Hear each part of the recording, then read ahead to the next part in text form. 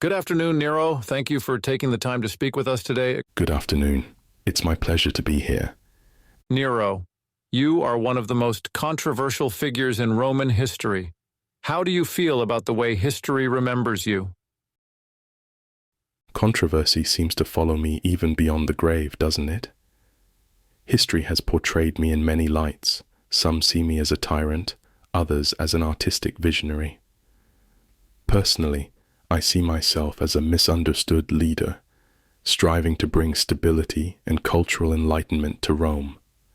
Your reign was marked by extravagant spending, artistic pursuits, and accusations of tyranny. How do you respond to these criticisms? Extravagance, perhaps, but I believe in living life to the fullest, indulging in the pleasures that Rome has to offer.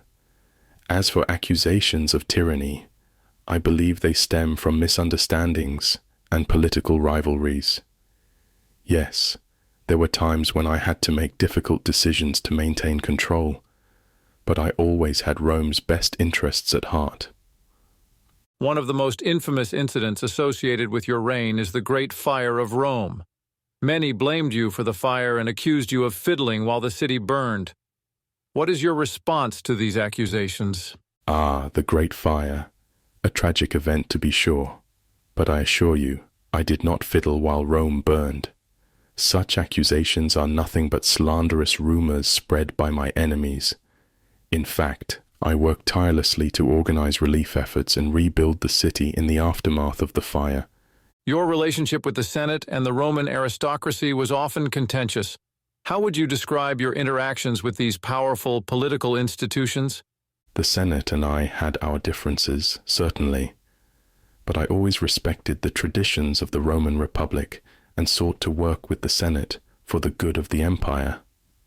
Unfortunately, there were those who saw me as a threat to their power and sought to undermine me at every turn.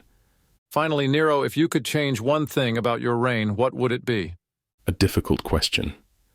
There are certainly things I regret, mistakes I made in the heat of the moment. But overall, I believe I did what was necessary to maintain the stability and prosperity of Rome. If I could change anything, perhaps it would be to better navigate the political intrigues that surrounded me and to leave behind a more positive legacy for future generations. Thank you, Nero, for sharing your perspective with us today. Thank you for having me. It's been a pleasure.